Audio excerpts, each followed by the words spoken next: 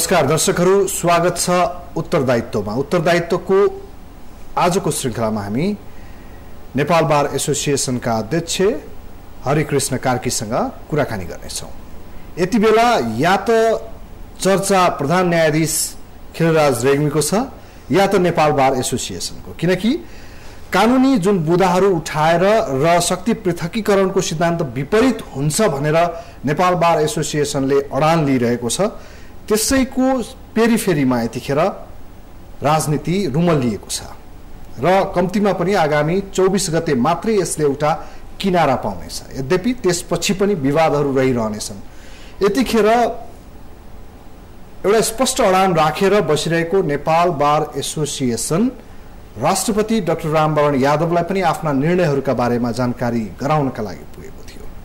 राष्ट्रपति के सोचिरहनु भएको छ, उहाँहरूको छलफलमा के भयो, साथै नेपाल बार एसोसिएसन अब के गर्छ, किनकि यसबीचमा वरिष्ठ अधिवक्ताहरूले पनि बारले जुन कुरा गरेको छ त्यसको भन्दा फरक धारणा, अर्थात् अहिले प्रधान न्यायाधीशले प्रधानमन्त्रीका रूपमा जानुहुन्छ, जानुपर्छ, यो विशेष परिस्थिति हो भन्ने खालका कुराहरू पनि ल्याएका छन्। यी समग्र विषयमा कुराकानी गर्छौँ। सुरुमा उहाँलाई स्वागत गर्छौँ। स्वागत छ। हस्, धन्यवाद। यतिखेर तपाईँहरू राष्ट्रपति डाक्टर रामवरण यादव कहाँ पुगेर आउनुभयो। तपाईँहरूले आफ्नो निर्णयहरू सायद त्यहाँ भन्नुभयो कि हामीले यस्ता यस्ता कुराहरू गरेका थियौँ, यही नै भन्नुभयो होला। हजुर, राष्ट्रपतिज्यू के भन्नुहुन्छ? राष्ट्रपतिज्यूले तपाईहरूले जुन चिन्ता, जुन सरोकार र तपाईहरूले जुन एउटा लोकतान्त्रिक मूल्य र मान्यतालाई बचाउनको लागि, यो संविधानलाई र नागरिक अधिकारहरूको संरक्षण गर्नका लागि जुन एउटा नेपाल बार एसोसिएसनले संस्थागत रूपमा, पेशागत रूपमा एउटा व्यावसायिक सङ्गठनको नाताले जस्तो किसिमले तपाईँहरूले भूमिका खेलिराख्नु भएको छ, यो अब हामी यसलाई गम्भीरतापूर्वक लिन्छौँ। र मलाई के लाग्यो, म चाहिँ के गर्छु भन्दाखेरि मैले मेरो अधिकारको सीमा जुन संविधानले तोकेको छ त्यो परिधिभित्र रहेर र संविधानको दायरा र परिधिभित्र रहेर मात्रै म चाहिँ जुनसुकै खालको प्रस्ताव आयो भने, संविधानले चाहिँ स्वीकार गर्न नसक्ने, संविधान प्रतिकूल हुने आयो भने म आँखा चिम्लेर त्यसलाई समर्थन गर्ने कुरा मबाट पनि हुँदैन। त्यो तपाईँहरू एउटा निश्चिन्त हुनुहोस् कि मैले संविधानको संरक्षकको हैसियतले संविधान पालना गराउने दायित्व ममा पनि छ भन्ने यति चाहिँ मैले राम्रैसँग बुझेको छु। र यो कुरा म चाहिँ मतलब के भने संविधान बाहिरबाट हुने सहमतिलाई चाहिँ म स्वीकार गर्ने स्थितिमा रहन्न। मैले पनि परामर्श गर्छु, मेरो दायरा के हो भन्ने पनि म परामर्श गर्छु र यो संविधानको दायराभित्र छ कि छैन भन्ने कुरा पनि परामर्श गरेर मात्रै म एउटा निष्कर्षमा पुग्छु। त्यसमा तपाईँहरू चाहिँ ढुक्क हुनुहोस् भनेर चाहिँ भन्ने कुरा चाहिँ गर्नुभएको छ। भनेपछि उहाँले त्यो पालनकर्ताको जुन भूमिका छ त्यसलाई चाहिँ, संरक्षकको भूमिका छ त्यसलाई चाहिँ अझ बढी चाहिँ म गम्भीरतापूर्वक लिन्छु भन्नुभयो। तपाईँहरूको निर्णयका विषयमा पनि अलिकति एक खालको चाहिँ दुविधा जस्तो देखिन्छ कि तपाईँहरूले भन्न खोज्नु भएको ठ्याक्कै चाहिँ के हो? यतिखेर प्रधान न्यायाधीश खिलराज रेग्मी प्रधानमन्त्री बन्नुहुन्छ वा हुँदैन भन्ने सवालमा तपाईँहरूको अडान, तपाईँहरूको निर्णय ठ्याक्कै चाहिँ के हो? हाम्रो ठ्याक्कै निर्णय के हो भने प्रधान न्यायाधीशले प्रधान न्यायाधीशको पदलाई कायम राखेर प्रधानमन्त्री हुन कुनै पनि हालतमा मिल्दैन। त्यसले लोकतन्त्रको आधार स्तम्भको रूपमा रहेको शक्ति पृथकीकरणको सिद्धान्तलाई समाप्त पारिसके पछाडि लोकतन्त्र बाँकी रहँदैन, त्यो निरङ्कुश तन्त्रमा परिणत हुन्छ। त्यसकारणले गर्दाखेरि त्यो चाहिँ कुनै पनि हालतमा नेपाल बार एसोसिएसनको लागि स्वीकार्य हुन सक्दैन।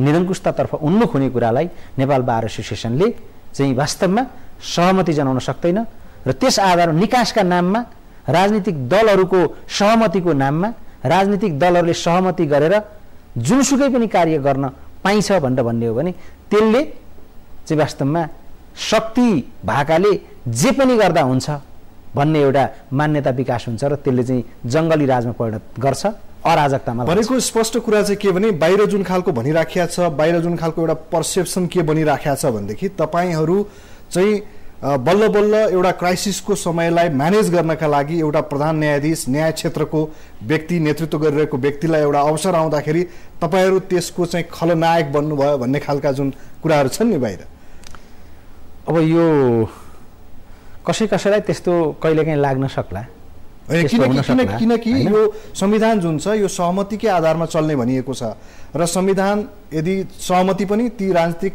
दलहरू बीचको सहमति भनिएको छ र यतिखेर संविधान एउटा ट्र्याकमा त छँदै छैन, किनकि संविधान सबै छैन हैन। भनिसकेपछि त्यसलाई ट्र्याकमा लिएर आउन बाधा अड्काउ फुकाउनु पर्ला, त्यो गर्दाखेरि सहमतिकै आधारमा गर्नुपर्छ। समग्रमा हेर्दाखेरि सहमतिकै आधारमा उनीहरूले केही निर्णय त्यस्तो त गर्न पाउने भए नि हैन। अब हामीहरूले बुझेको चाहिँ के हो भने जुन कुरा एउटा पहिलो कुरो त के हो भने बाधा अड्काउ फुकाउने अधिकारले संविधान संशोधनै गर्न पाइँदैन। संविधान संशोधन गर्नै मिल्दैन, वास्तवमा पाइँदैन, त्यसरी मिल्दैन त्यो हैन। भनेको त्यसमा अप्ठ्यारो पर्यो म भन्छु नि हैन, गर्न पाइँदैन। अब दोस्रो कुरो त अनि जुन काम व्यवस्थापिका संसद भएको भए त्यो व्यवस्थापिका संसदले पनि संशोधन गर्न पाउँदैन। अनि व्यवस्थापिका संसदले संशोधन गर्न पाउँदैन। त्यो कतिपय कुरा यस्ता हुन्छन् जुन चाहिँ मतलब के भने संशोधन गर्न पाइँदैन। अहिले संशोधन गर्न लागेका त्यस्ता कुरा हुन्? हो, त्यस्तो कुरा हो। जस्तै जुन व्यवस्थापिका संसदले पनि संशोधन गर्न पाउँदैन। जस्तै म के भन्छु भने लोकतन्त्रलाई समाप्त गरेर निरङ्कुश तन्त्र स्थापना गर्ने गरी संशोधन गर्न पाइँदैन। नागरिक अधिकारहरूलाई कुण्ठित गर्ने गरी त्यसलाई सीमित गर्ने गरी संशोधन गर्न पाइँदैन। आधारभूत जुन सिद्धान्त छ, मान्यता छ, त्यसका प्रस्तावनाका कुराहरू छन्, तिनलाई परिवर्तन गर्न पाइँदैन। त्यसलाई परिवर्तन गर्ने चाहिँ त के हो भने अब क्रान्ति नै गर्यो हैन, अथवा चाहिँ मतलब के हो भने अब कुनै गर्यो। जस्तो भनौँ न 15 सालको संविधान कु गरेर चाहिँ मतलब के भने 19 संविधानलाई मान्दिन भनेर त्यसलाई नै चाहिँ रद्दीको टोकरीमा हाल्यो भने त सिद्धि हो नि। तर तपाईले एउटा कुरा मान्ने हो भने तपाईले एउटा कुरा भन्नुभयो कि यतिखेर संविधान संशोधन गर्न पाइँदैन हैन। बाधा अड्काउ होइन, मैले भने नि त बाधा अड्काउ फुकाउको अधिकार अन्तर्गत रहेर गर्न पाइँदैन भनेर मैले भनिरहेको छु हैन। अब जस्तो के त्यसबाट विकल्प ननिक्लेला र? बाधा अड्काउ फुकाउने अधिकारलाई मात्रै प्रयोग गरेर जहाँनेरि बाधा परेको हो नि, जे कारणले बाधा परे हो त्यति कुरा मात्रै फुकाउँदाखेरि के यो समस्याको समाधान हुँदैन र? त्यो हुने ठाउँ छैन र? कसरी? जस्तो म देखाइदिन्छु अहिले, यहीँबाट म देखाइदिन्छु। के छ भन्नुस् त? जस्तो म भन्छु अहिले सरकार बनाउन बाधा पर्यो होइन? सरकार बनाउन बाधा राष्ट्रिय सरकार बनाउन बाधा होइन, हो ठिक छ। अहिले चुनावी सरकार बनाउनलाई बाधा पर्यो, यति होइन? यो यति मात्रै छैन, एकछिन होइन म भन्छु विश्वासको सङ्कट संविधान होइन, त्यो त बेग्लै प्रश्न हो। त्यो बेग्लै प्रश्न हो, फेरि त्यो राजनीतिक प्रश्न हो। सरकार बनाउन त यतिखेर म संविधानको हिसाबले होइन हो पर्या छ, त्यो पनि पर्या छ हैन, त्यो पनि छ हैन। तर अब राजनीतिक सहमति मैले भने त्यसैले त कि म के भन्छु भने राजनीतिक सहमति अनि मिल्दै नमिल्ने कुरामा चाहिँ सहमति गर्छु भन्ने, मिल्ने धेरैवटा अप्सनहरू हुँदाखेरि चाहिँ ती चाहिँ कुनै पनि मान्दिनँ भन्ने यो हुँदैन। मिल्ने कुरामा चाहिँ सहमति गर्नु पर्यो नि, नमिल्ने कुरा जे चाहिँ मिल्दैन त्यसैमा चाहिँ सहमति खोज्छु भनेर त भएन नि। मिल्ने कुरामा सहमति खोज्नुहोस् न हैन। अनि त्यो मिल्ने कुरामा सहमति खोजिसके पछाडि जेबाट बाधा उत्पन्न हुने हो त्यो बाधा मात्रै फुकाइदिन त पुग्यो नि। तर त्यो सम्भवै भएन, दलहरूले एकअर्काको अस्तित्व नै स्वीकार गरेनन्। त्यो त्यसमा त देवा दलहरूले अस्तित्व स्वीकार गरेनन् भने दलभन्दा बाहिरबाट खोज्नु पर्यो भने त्यही मात्रै जानुपर्छ जहाँ चाहिँ संविधानले चाहिँ रोकेको छ। यो त जहाँ चाहिँ मतलब के भन्दाखेरि एउटा साधारण मान्छेले हेर्दाखेरि चाहिँ के देखिन्छ भनेदेखि तपाईहरुको निर्णय चाहिँ के भन्दाखेरि प्रधान न्यायाधीश प्रधानमन्त्री हुन जाने हो भने जानुहोस्, तर फर्केर आउन पाउनुहुन्न, यो हो नि हैन? बिल्कुल जान पाउनुहुन्छ उहाँ हैन, जान पाउनुहुन्छ मतलब उहाँले त्यो पद छोडेर जान पाउनुहुन्छ। पद कायम राखेर जान गएपछि मतलब दोहोरो पदमा बस्ने त कुरा अहिले उहाँहरूले पनि त गरिराख्नु छैन, गरिराख्नु भएको त्यही गरिराख्नु भएको छ र त यहाँ समस्या हो। उहाँहरू के भनिरहनु भएको छ भने उहाँले कुनै पनि अदालतका कामहरू गर्नुहुन्न, त्यसरी मिल्दैन, त्यो मिल्दैन। त्यो विधामा बसेको भनेको हैन, एक त सैद्धान्तिक रूपमा हेर्नुहुन्छ भने विधा बस्ने भनेको अर्को पदमा काम गर्न जानको लागि विधा बस्ने हो र? हैन, कहिलेकाहीँ अध्ययनका लागि विधा हुन्छ होला, अध्ययनका लागि होला, अध्ययनको लागि विदा गर्न यो संकट निकासका लागि संकट मोचनका लागि उहाँ बस्नुहुन्छ त्यो पाइँदैन, त्यो मिल्दैन। त्यसैले उहाँ पद छोड्नुस् जानुस्, मिल्न सक्छ। किनभने त्यसले चाहिँ मूलत के हो कुरो भन्दाखेरि निरङ्कुशतातर्फ उन्मुख गराउने भनेको के भने सरकारलाई निरङ्कुश लाउने अङ्गै नहुने भयो। अब अंकुश लगाउने अब यता चाहिँ के अर्को जो व्यवस्थापिका पनि छैन। जो व्यक्ति प्रधान न्यायाधीशको पदमा बसेर काम गर्छ नि, कार्यवाहक प्रधान न्यायाधीश भएर, उसले लाउन सक्दैन अंकुश। उहाँ माथि प्रधान न्यायाधीश त चाहिँ हुँदै हुनुहुन्छ नि, प्रधान न्यायाधीश त बसिराख्नु, उहाँले त हस्तक्षेप गर्नुहुन्न नि त्यतिखेर। अब गर्नुहुन्छ कि गर्नुहुन्न कसरी भन्ने, सैद्धान्तिक रूपमा उहाँले हस्तक्षेप गर्नुहुन्छ भन्ने मानिन्छ। अब उहाँले गर्नुहुन्न हैन भनेर त यो गर्नुहुन्न भन्ने त अनुमान न हो। सिद्धान्त केले बनेको छ भन्दाखेरि गर्छ भन्ने हिसाबले बनेको। कार्यपालिकाको प्रमुख नै व्यवस्था के अरे न्यायपालिकाको प्रमुख नै कार्यपालिकाको प्रमुख पनि भयो भने, अथवा कार्यपालिकाको प्रमुख नै न्यायपालिकाको पनि प्रमुख भयो भने कार्यपालिकाले आफूले गरेका काम कारबाहीलाई जस्टिफाइड गर्नका लागि ऊ जुनसुकै हरकत पनि गर्न तयार हुन्छ भन्ने हो। मान्यता के हो भने कार्यपालिकामा बस्ने मान्छे भनिन्छ नि शक्तिले मान्छेलाई के गर्छ, भ्रष्ट बनाउँछ, बिगार्छ, मति पनि भ्रष्ट बनाउँछ हैन। अलिकति शक्ति प्राप्त गरेपछि उसलाई अलिक बढी चाहिँ शक्ति प्रयोग गर्न मन लाग्छ होला हैन। जति बढी शक्ति गर्छ प्रयोग गर्छ त्यति नै बढी ऊ चाहिँ मतलब के भने मति भ्रष्ट हुन्छ भन्छ। भनेपछि यो समग्र कुरा चाहिँ के हो भन्दाखेरि अब सहमति जुट्ने सम्भावना छैन तपाईहरुको विचारले हेर्दाखेरि चाहिँ प्रधान न्यायाधीशको नाममा, हैन त? त्यसो भए हैन, प्रधान न्यायाधीशको नाममा सहमति बन्छ त्यो नेपाल बार एसोसिएसनको लागि कुनै आपत्ति हुँदैन यदि व्यक्ति उहाँ नै सबभन्दा सक्षम, सबभन्दा इमानदार, सबभन्दा स्वच्छ, सबभन्दा स्वतन्त्र यदि राजनीतिक दलहरूले ठान्नु भएको छ भने, उहाँहरूले अहिलेसम्म भनेको कुरा भन्नु भएको छ त उहाँहरूले ससम्मान उहाँलाई चाहिँ राजीनामा गराएर लिएर जानुभए हुन्छ। तर दुईटा पदमा एकैचोटि बस्न पाइँदैन, बस्न मिल्दैन। त्यो भनेको लोकतन्त्रलाई समाप्त गरेर निरङ्कुश तन्त्र जन्माउने कुरा हो। त्यसैले यो संवैधानिक देशमा भन्दैछु म, संवैधानिक सिद्धान्तका आधारमा भन्दैछु है। त्यसो भएको हुनाले अब यो कुरो चाहिँ के हो भने संवैधानिक सिद्धान्तका आधारमा यति कुरा म भन्दैछु र यसले न्यायपालिकाको स्वतन्त्रतालाई समाप्त जस्तो यस बीचमा प्रधान न्यायाधीशज्यूको अभिव्यक्ति पनि आयो र त्यो सँगसँगै विज्ञप्ति पनि आयो। उहाँले त स्पष्ट भन्नुभएको छ नि त्यहाँ, हैन, कि म न्यायको जुन सिद्धान्त छ त्यसभन्दा बाहिर जान्न। त्यसो भन्नुको अर्थ के भने म दुवैतिर बसेर यसो गर्दिन पनि त भन्या हुन सक्छ नि। तपाईहरु किन यो चाहिँ ठाडो विरोध गरिराख्नु भएको? यसलाई यसरी बुझौँ न, उहाँले के भन्नुभयो भने त्यो उहाँको शब्दै मलाई एकदम कानमा गुन्जिरहेको छ, बीबीसीमा बोले है। त्यो के भने त्यो म चाहिँ त्यो प्रधानमन्त्री हुन्जेलसम्म यता न्यायपालिकामा आएर काम गर्दिन भन्नुभएको छ। क्या कुनै हस्तक्षेप हुँदैन त्यसमा? हैन, हो हैन, तर त्यो हस्तक्षेप हुन्छ कि हुँदैन भन्ने कुरा भनेर हुने चिज होइन के यो, भनेर हुने चिज होइन नि। सिद्धान्तले के भन्छ भन्ने कुरा पो हो त, हैन। अब भोलि त्यहाँ गइसके पछाडि उहाँको मन बिग्रियो, अब के गर्नुहुन्छ? अहिलेसम्म त गर्दिन भन्ने यो कुरामा छोड्दिउँ कि भोलि के हुन्छ छोड्दिउँ। तर अब यतिखेर अब तपाईहरु चाहिँ के गर्नुहुन्छ? तपाईहरुले राष्ट्रपतिलाई पनि गुहार्नुभयो, यद्यपि तपाईले अघि भन्नुभयो कि उहाँले म कुनै पनि त्यस्तो निर्णय आयो भने गर्न दिन्न, अगाडि लान दिन्न भनेर तपाईहरुलाई आश्वस्त पार्नुभयो भन्नुभयो। जबकि संविधानका हिसाबले हेर्दा यो यतिखेरको यो क्राइसिसको कुरामा त अलग हो, तर उहाँ त सेरेमोनियल नै हो नि, हैन?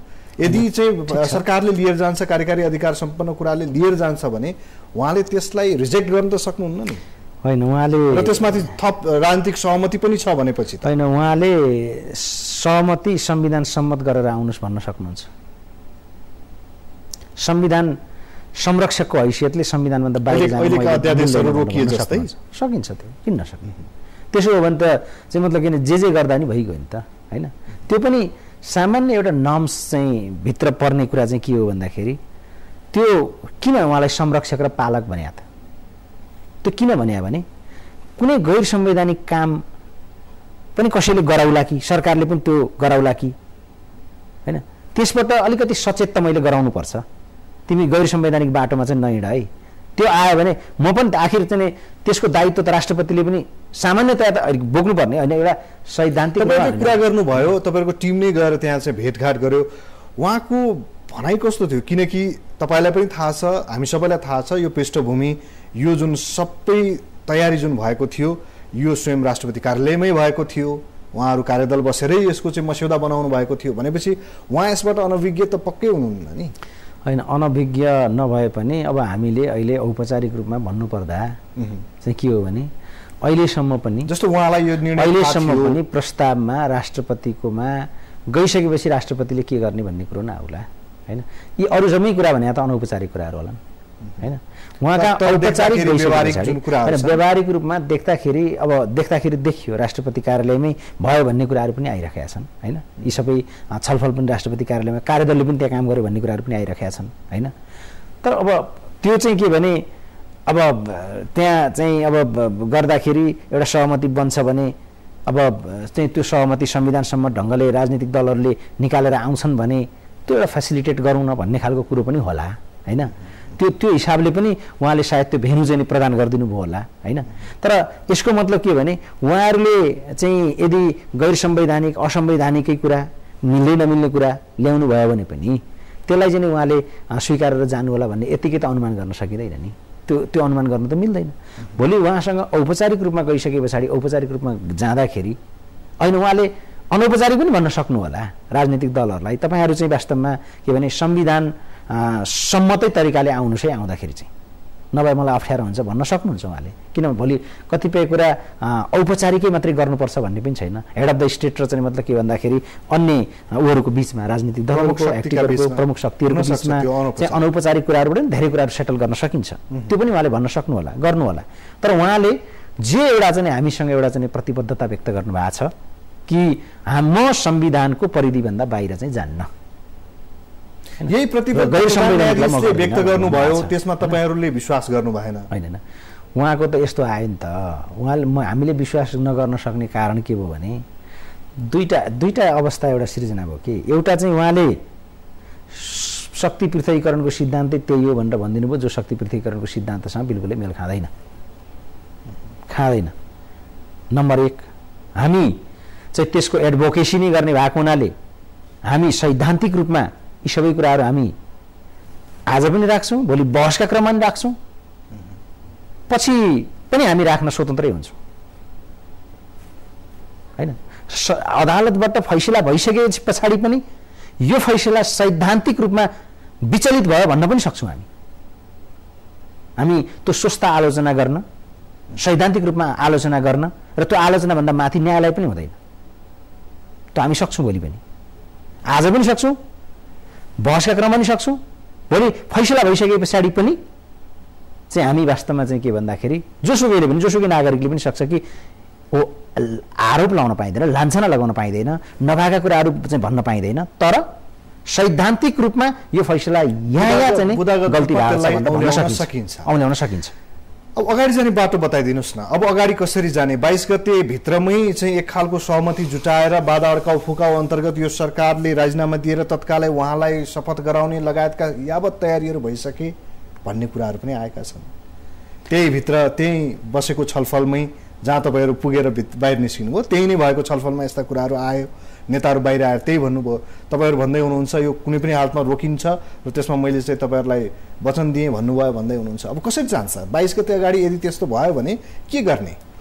तपाईँहरू चाहिँ के गर्नुहुन्छ? किनकि यो सहमतिको आधारमा भनेर त दलहरूले भन्छन् पक्कै पनि होइन। यसमा हामी चाहिँ के भने हामी विश्वास गर्छौँ अहिलेसम्म पनि, र अहिले पनि हामी चाहिँ मतलब के भने प्रधान न्यायाधीशज्यूलाई अहिले पनि हामीले ध्यान आकर्षण गराइरहेकै छौँ, प्रधान न्यायाधीशज्यूलाई पनि गराएका छौँ कि न्यायिक स्वतन्त्रता, न्यायिक मर्यादा, न्यायिक परम्परा, न्यायिक गरिमामा आँच आउने काम हाम्रो न्यायपालिकाको नेतृत्वबाट हुनु हुँदैन। यस्तो हुँदा न्यायपालिकाको स्वतन्त्रता पनि समाप्त हुन्छ, स्वयं व्यक्तिगत रूपमा प्रधान न्यायाधीशज्यूको पनि छविमा पनि यसले असर पुर्याउनु छ र नागरिकको अधिकारहरू त कुण्ठित हुने कुरा आफ्नो ठाउँमा छँदैछन्। त्यसकारणले यस्तो कार्य नहोस् भन्ने कुरामा हामीले उहाँको ध्यान आकर्षण बारम्बार गराइरहेकै छौँ। अब हुन्छ के 22 गते त्यस कारणले गर्दा तपाईको विचार उहाँले पनि यो कुरा चाहिँ निश्चितै रूपमा यसलाई नजरअन्दाज गरेर अगाडि बढ्नु होला। अहिले पनि हामी चाहिँ मतलब के भने बढ्नुहुन्न भन्ने त्यो पनि हामी विश्वास गर्छौँ। अब जेठमा त चुनाव नहुने भयो नि हैन? हो अब यो त अब जेठमा चुनाव त अब खोइ हुन्छ कि हुँदैन थाहा छैन। त्यसको लागि महत्त्वपूर्ण भूमिका तपाईँहरुको पनि भयो नि। चुनावका लागि तपाईहरुले के गर्नु? अब हेर्नुस् यो आरोप त किनभने सहमति जुट्न लागेको थियो, बार एसोसिएसन खडा भइदियो, राजनीतिक दल भर्सेस बार एसोसिएसन जस्तो देखियो र त्यसले गर्दाखेरि अब यो चुनावै टरेर जाने भयो, मङ्सिरमा जाने। अब यो त चाहिँ कस्तो भने नि, अब जसले एउटा चाहिँ नि संविधानका कुरा कानुनका कुरा गरिराखेको छ, म यहाँहरूलाई एउटा कुरा के भनौँ भने अब यो चुनाव चुनाव चुनाव भनेर अहिले राजनीतिक दलहरूले रटन लगाइराख्नु भएको छ हैन? उहाँहरूले संविधान सभाको सहमतिका आधारमा गरियो दोस्रो चुनाव। ठिक छ, माने मैले चुनावै चाहिँ मतलब के भन्दाखेरि यदि चाहिँ विकल्प चाहिँ चुनाव भनेको चाहिँ जसले जसरी गराए पनि हुन्छ भन्ने कुरा त अहिले सहमति हुने मध्येका 3वटा राजनीतिक दलहरूले त स्वीकार गर्नु भएन होला हैन? अथवा 2टा राजनीतिक दलहरूले त स्वीकार गर्नु भएन। हिजो वैशाख 7 गते के अरे मङ्सिर 7 गतेको चुनावको डेट डिक्लेयर गरे होइन बाबुरामजीले? उहाँले डिक्लेयर गर्दा उहाँ राजनीतिक दलहरूले चुनावै समाधान थियो भने, जनतामा जाने कुरो नै प्रमुख थियो भने त उहाँहरूले स्वीकार गरेर गाभा हुन्थ्यो नि त। अहिलेसम्म चुनाव भइसक्थ्यो, एउटा रिजल्ट पनि आइसक्थ्यो होला, यतिखेरसम्म त्यो जनप्रतिनिधिहरूबाट सरकार बनिसक्थ्यो। उही एकजनाले भन्नुहुन्थ्यो अब वास्तवमा देखिन्छ भने सबै हामीले त्यो हिन्दी फिल्ममा चाहिँ एउटा देखिन्छ नि के अरे टक्क यता फर्केर चाहिँ मतलब के बसिराख्या हुन्छ अनि त्यही नै अन्यायी हुन्छ। अनि त्यही चाहिँ मतलब के भन्दाखेरि भरे चाहिँ त्यहाँ न्याय माग्न जाँदाखेरि फरक्क फर्किँदा त त्यही अन्यायी मान्छे पो चाहिँ मतलब के भने त्यो कुर्सीमा बसिराखेको देखिन्छ नि। तपाईँहरूलाई त्यो झलझली याद आयो त्यस्तो हुन्छ कि भन्ने?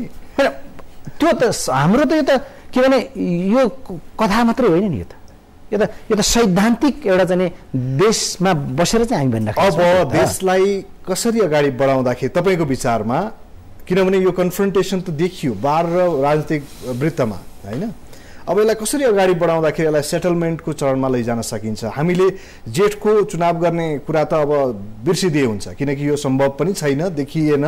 यसभन्दा अगाडि नै यदि जतिखेर फागुन 3 गते हैन कुरा जतिखेर यो उठ्दै थियो त्यतिखेरै एक खालको सहमति बनेर कम्तीमा 10 गते भित्रमा भएको भए यतिखेरसम्म चुनावी जुन चुनावको लागि चाहिँ आयोग छ त्यो पुरा भइदिएको भए, यावत कुराहरू छन्, तयारीका कुराहरू छन्, यी सब अहिले पनि नमिलेका कुराहरू छन्। आयोग बनाउने कुराहरूदेखि लिएर नागरिकताको कुराहरूसँग मिलेका छैन, अझै यहाँ भित्र नमिलेका कुरा पनि छन्। यी समग्र मिलिदिएको भए, जेठमै भइदिएको भए हुन्थ्यो भन्ने एउटा छ।